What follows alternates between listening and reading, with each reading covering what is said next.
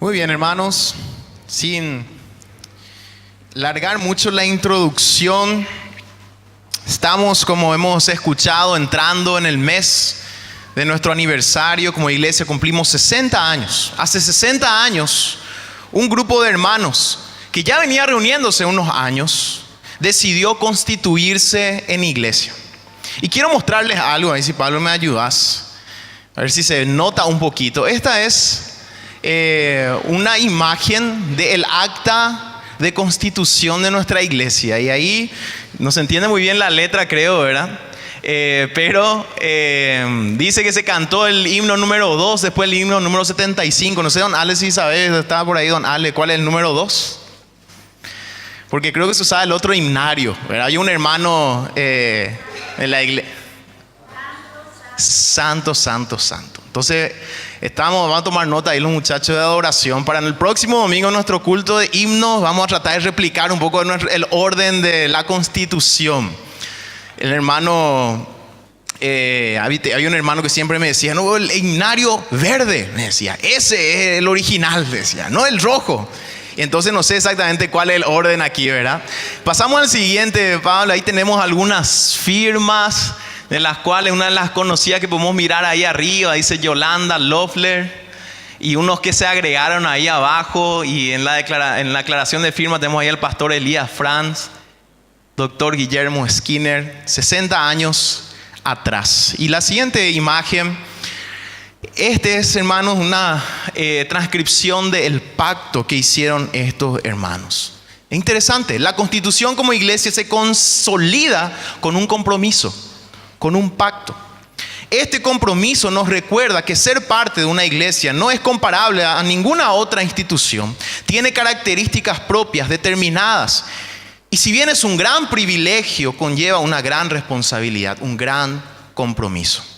Durante estos 4 domingos vamos a estar repasando el pacto sobre el cual fue constituida nuestra iglesia y repasando los fundamentos bíblicos de este pacto. Y hoy hablaremos del fundamento de todo compromiso para el creyente. Y vamos a estar leyendo Juan capítulo 4, versículos 1 al 26. Los que tienen su Biblia pueden abrirlas y buscarla ahí. Juan capítulo 4, versículos 1 al 26.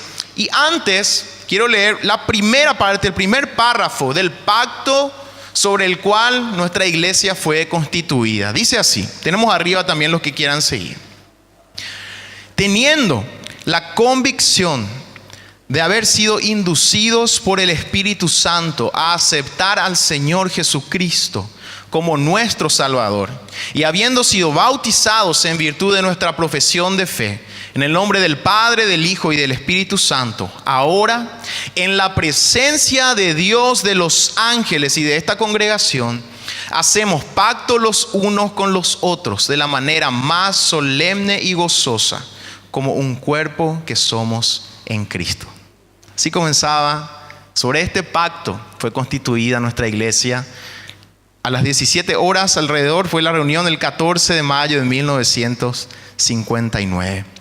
Y nuestro lema este año es, no sé si alguien se acuerda, ¿cuál es nuestro lema del año?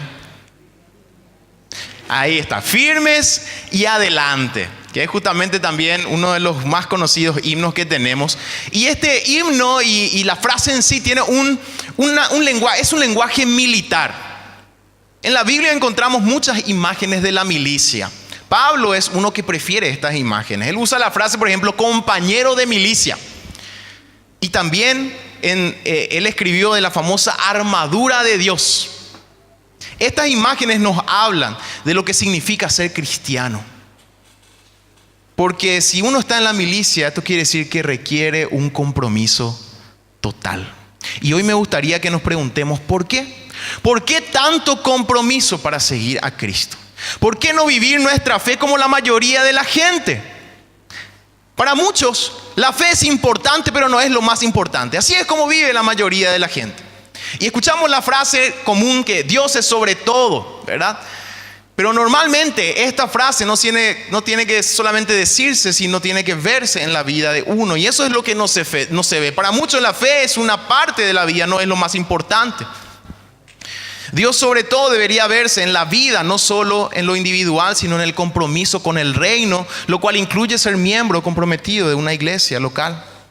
Cuando nuestros fundadores se reunieron para constituir la iglesia, lo hicieron sobre un pacto, es decir, sobre un compromiso. Y otra vez la pregunta, ¿por qué el compromiso? Este compromiso no surge de la nada, sino que es respuesta a algo. Y hoy vamos a ver el fundamento de nuestro compromiso. ¿Y cuál es este fundamento? El encuentro personal y real con nuestro Señor Jesucristo. En la historia de Jesús con la mujer samaritana, veremos de qué se trata el encuentro con Cristo, que es el fundamento del compromiso del cristiano como miembro de una iglesia. Y antes quiero preguntarte algo.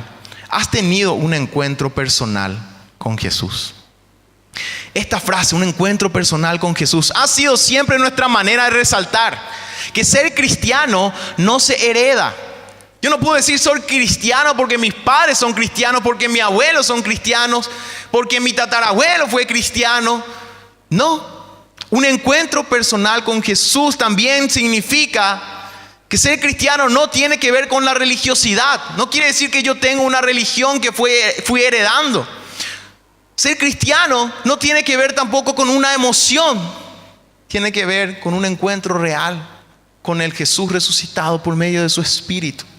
Esa es la base de todo compromiso. El pacto comienza, el pacto que estuvimos leyendo y la primera parte, con la frase, habiendo sido inducidos por el Espíritu Santo. Esto quiere decir que por medio de su Espíritu el Señor Jesús nos encontró de forma real. Interesante que en los evangelios hay varios encuentros de Jesús con individuos. Y algo resaltante es que generalmente en los evangelios encontramos un contraste entre la multitud y los encuentros reales con personas individuales de Cristo. Hoy en día en el mundo se ve en las multitudes el éxito, pero en los evangelios las multitudes no siempre son presentadas de forma positiva. En varios pasajes se separan multitudes de discípulos, por ejemplo. Y también en varios encuentros de Jesús se menciona que las multitudes casi fueron una barrera. La mujer con el flujo de sangre apenas pudo tocar el manto del Señor porque la multitud rodeaba al Señor. Zaqueo, un hombre de baja estatura, tuvo que subirse a un árbol porque no podía ver a Jesús. ¿Por qué? Por las multitudes que le seguían. El paralítico que fue traído por sus amigos necesitaba encontrarse con el Señor, pero no podía y tuvieron que abrir un buraco en el techo por las multitudes. Bartimeo, el ciego, gritaba y gritaba para que el Señor pueda escucharle, porque estaba rodeado de multitudes e incluso que quisieron callar a este hombre. Y todas estas personas se encontraron con el Señor. Esto nos recuerda, hermanos, que nuestro compromiso tiene que estar fundado en un encuentro real con el Señor. La fe no se hereda. Ser parte de una multitud no quiere decir que nos hayamos encontrado de forma personal y real con el Señor Jesucristo. Es grandioso que exista el registro de estos encuentros personales con el Señor. Así que el fundamento de todo compromiso es el encuentro real con Jesús. Sin un encuentro real puede haber religiosidad, pero no fe verdadera. Puede haber emoción, pero no compromiso. Puede haber tradición, pero no una relación real con el Señor resucitado por medio de su Espíritu. Y te pregunto otra vez, ¿has tenido un encuentro personal real con Jesús? Tanto en la vida de estos hombres que se han registrado sus encuentros con el Señor, como en la vida y en la experiencia de los creyentes. El encuentro con Cristo toma varias formas. Y esta mañana quiero concentrarme en el encuentro de Jesús con la mujer samaritana y que veamos tres aspectos del encuentro con Cristo que deben llevarnos al compromiso. Vamos a leer nuestro texto, Juan capítulo 4, versículos 1 al 26. Es una historia, así que es un poco extenso, vamos a concentrarnos. Dice así la palabra del Señor. Cuando pues el Señor entendió que los fariseos habían oído decir, Jesús hace y bautiza más discípulos que Juan, aunque Jesús no bautizaba sino sus discípulos, salió de Judea y se fue otra vez a Galilea, y le era necesario pasar por Samaria. Vino pues a una ciudad de Samaria llamada Sicar, junto a la heredad que Jacob dio a su hijo José. Y estaba allí el pozo de Jacob. Entonces Jesús, cansado del camino, se sentó así junto al pozo. Era como la hora sexta, al mediodía. Vino una mujer de Samaria a sacar agua y Jesús le dijo: dame de beber. Pues sus discípulos habían ido a la ciudad a comprar de comer. La mujer samaritana le dijo: ¿cómo tú, siendo judío, me pides a mí de beber, que soy mujer samaritana? Porque judíos y samaritanos no se tratan entre sí. Respondió Jesús y le dijo: si conocieras el don de Dios y quién es el que te dice dame de beber, tú le pedirías y él te daría agua viva. La mujer le dijo: Señor, no tienes con qué sacarla y el pozo es hondo. ¿De dónde pues tienes el agua viva? ¿Acaso eres tú mayor que nuestro padre Jacob, que nos dio este pozo, del cual bebieron él, sus hijos y sus ganados? Respondió Jesús y le dijo: cualquiera que bebiere de esta agua volverá a tener sed. Mas el que bebiere del agua que yo le daré no tendrá sed jamás, sino que el agua que yo le daré será en él una fuente de agua que salte para vida eterna. Y la mujer le dijo: Señor, dame esa agua para que no tenga yo sed ni venga aquí a sacarla. Jesús le dijo: ve, llama a tu marido y ven acá. Respondió la mujer y dijo: no tengo marido. Jesús le dijo: bien has dicho, no tengo marido, porque 5 maridos has tenido y el que ahora tienes no es tu marido. Esto has dicho con verdad. Le dijo la mujer: Señor, me parece que tú eres profeta.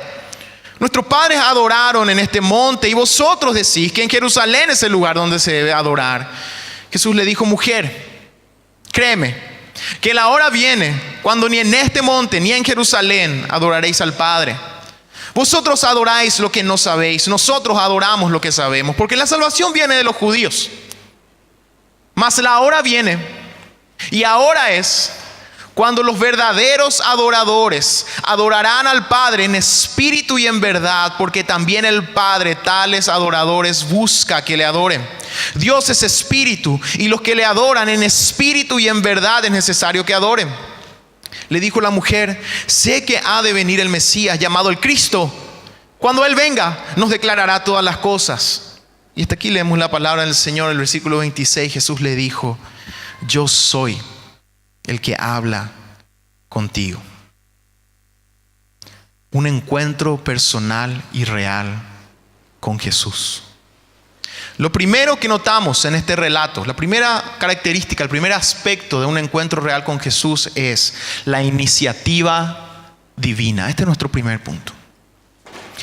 Dice el texto que a Jesús le era necesario pasar por Samaria.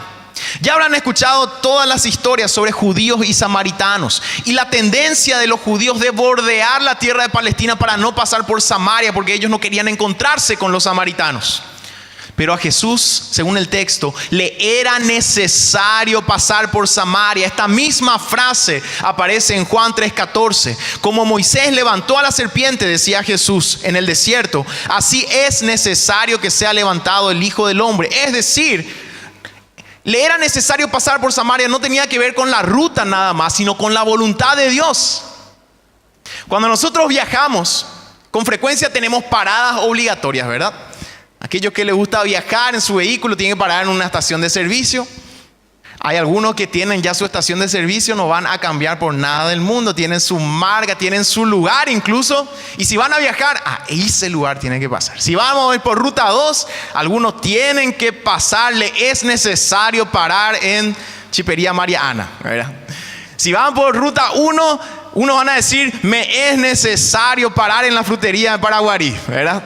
Tenemos rutas o paradas obligadas. Algunos quizás tienen algún pariente cuando están viajando en alguna ruta, ¿verdad? Y tienen que hacer esa parada necesariamente. Pero para Dios no hay paradas obligatorias. No hay ninguna necesidad que lo lleve a parar para encontrarse con alguien. Y sin embargo, Jesús hizo esto.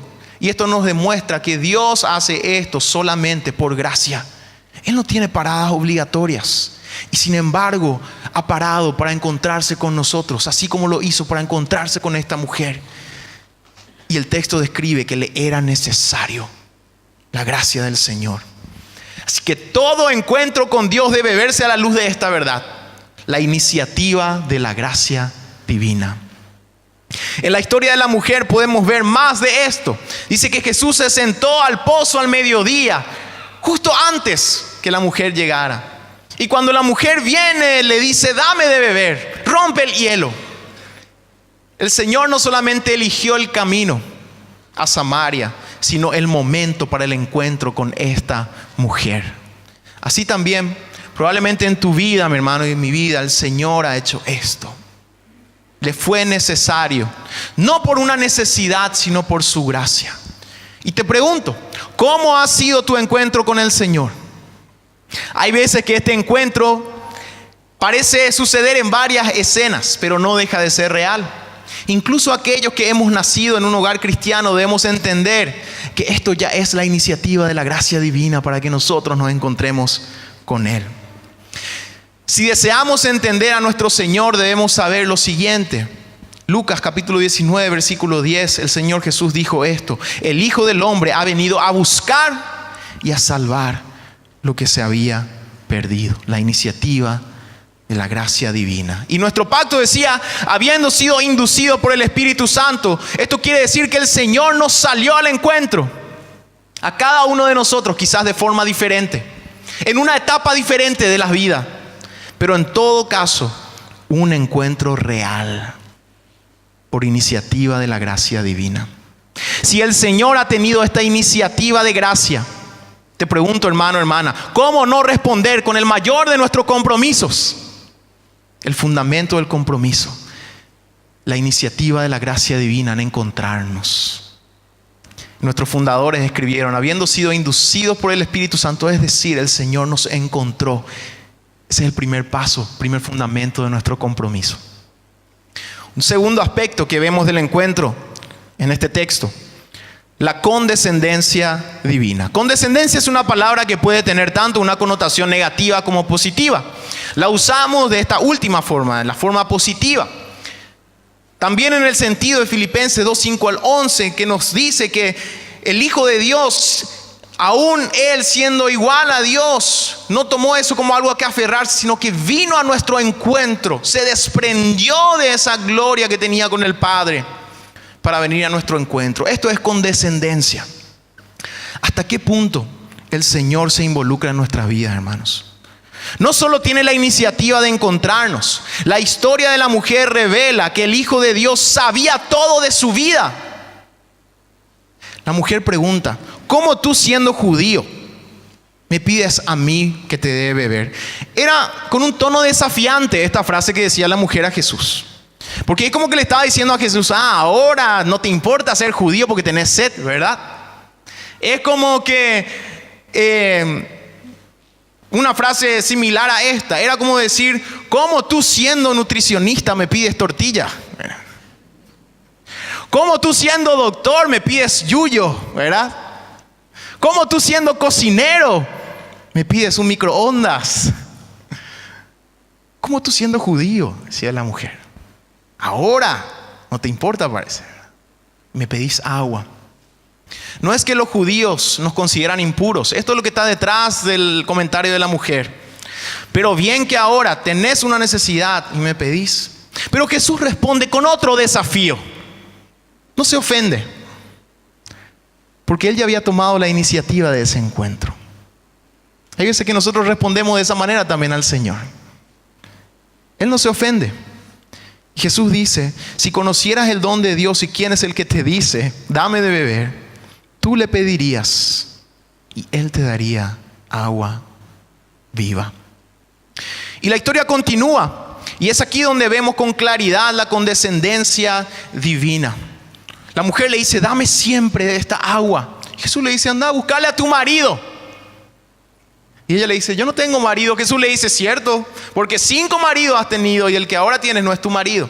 Esto demostraba que la mujer probablemente había vivido una vida no tan moral, por un lado. Pero por otro lado, teniendo en cuenta también que en esa cultura, en ese contexto, las mujeres no podían divorciarse. Solamente los hombres divorciarse de las mujeres. Tenemos que entender que probablemente esta mujer también había sufrido mucho, había pasado mucho. Porque una mujer sin marido estaba en una desventaja social. Y ella se había casado 5 veces. Había sufrido mucho. Aunque también nos demuestra que no había llevado la vida más moral. Lo importante aquí de resaltar es que el Señor sabía todo. El Señor sabía todo. Mi hermano, mi hermana, el Señor lo sabe todo en tu vida. Job incluso resalta que las pruebas son una demostración de la condescendencia divina.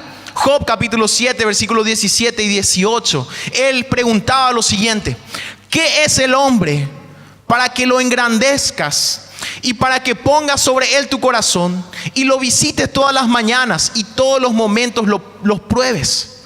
Job se maravillaba y él decía: ¿quién soy yo incluso para que me mandes pruebas, Señor? Dios viene a nuestro encuentro. Las pruebas, incluso las pruebas, son demostración de esta condescendencia, de un Dios que se interesa por su gracia. Hermano, hermana, el Señor sabe todo, el Señor se interesa, el Señor te ve, el Señor te mira. Anda a traerle a tu marido, le dijo Jesús a la mujer. Él sabía todo. Él había tomado el camino necesario para encontrarse con esta mujer. Él había ido a la hora justa para encontrarse con esa mujer y ahora revelaba que él conocía todo de esta mujer. ¿Quiénes somos nosotros para que el Señor venga a nuestras vidas de esta manera? Imagínense que un día el presidente venga y caiga en su casa y no preparaste nada y está todo desordenado. ¿Cómo reaccionarías? Quizá alguno ya tiene ahí algo que todos los días está preparando para decirle si alguna vez se encuentra con el presidente, ¿verdad? Pero quizá la mayoría de nosotros ni vamos a saber qué hacer.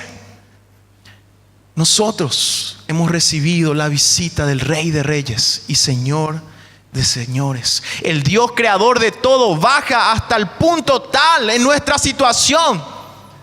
¿Cómo no comprometernos con este Dios que ha venido a nuestras vidas y sabe todo?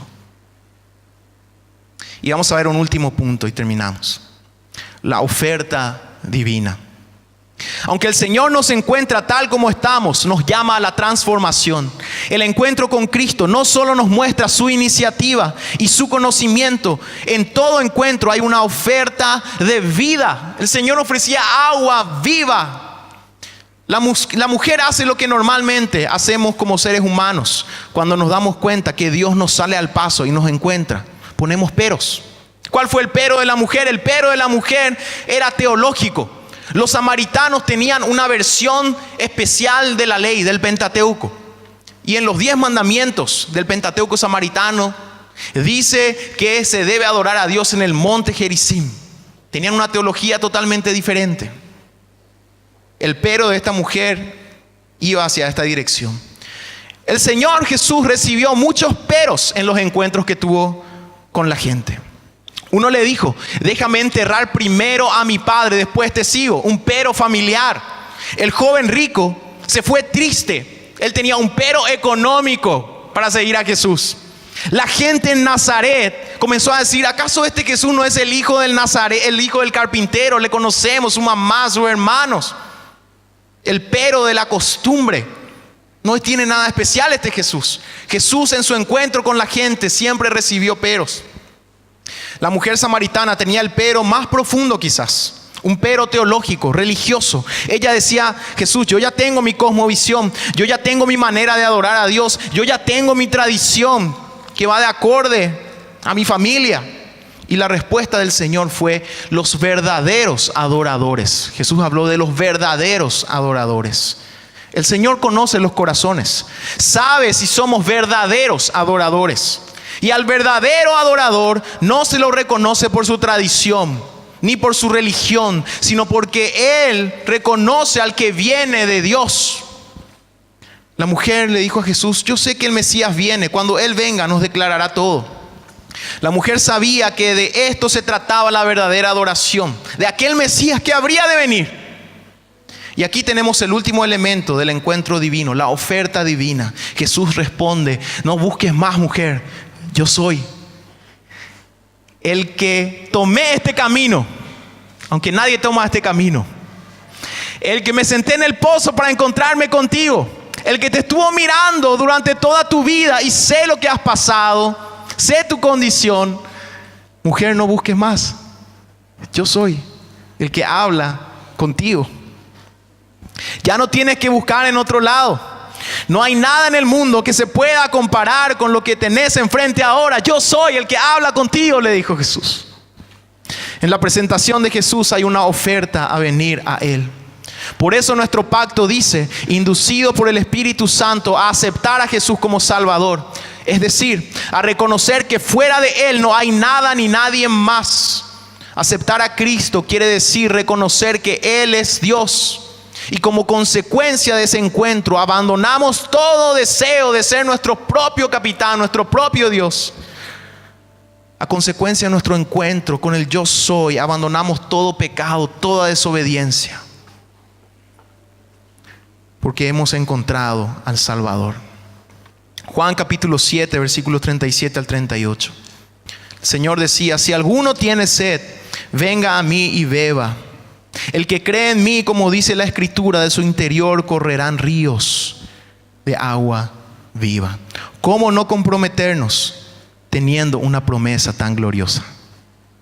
El fundamento de nuestro compromiso, hermanos, es nuestro encuentro personal con Jesús.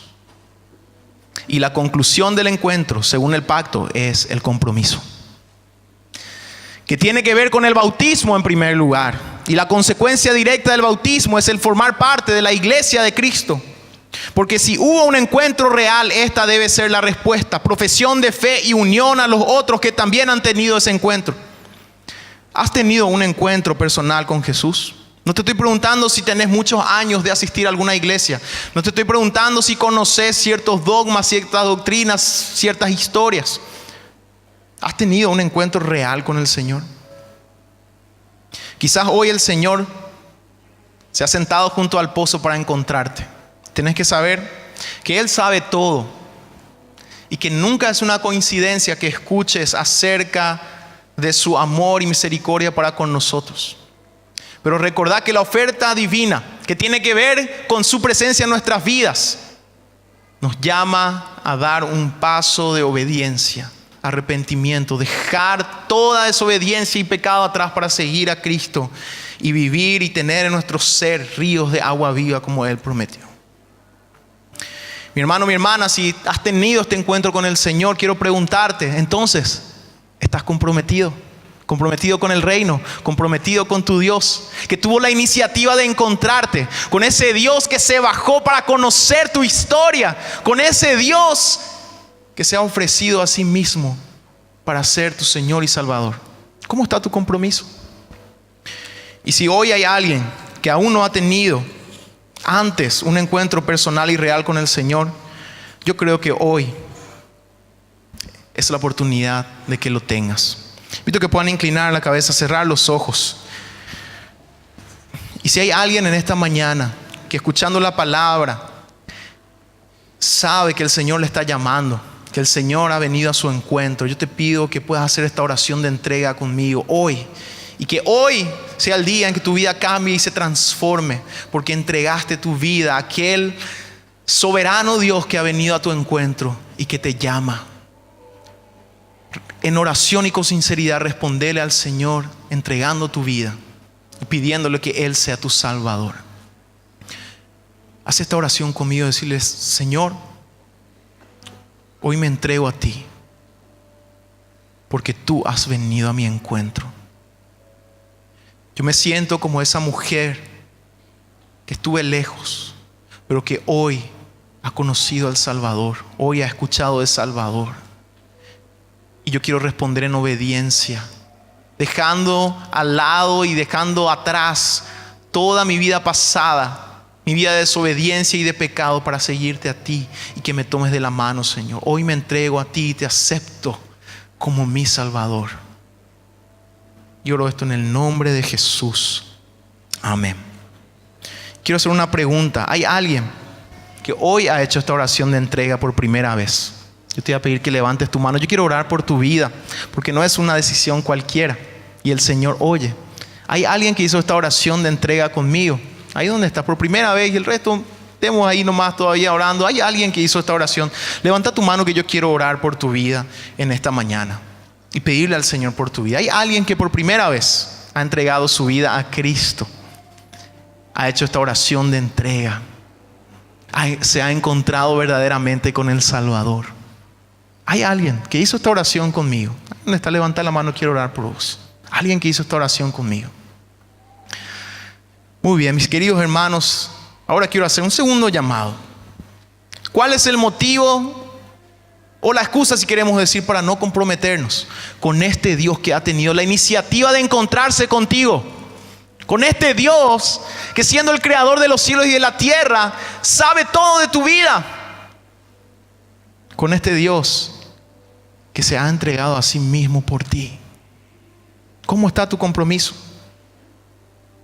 Y si hoy quieres renovar ese compromiso, porque para eso estamos repasando nuestro pacto, hermano. Es el fundamento de la Constitución como iglesia. Que podamos decir, así como hemos leído, que nos comprometemos y hacemos pacto solemne y gozoso delante del Señor de servirle a Él. Y renovamos ese compromiso nuestro con el Señor.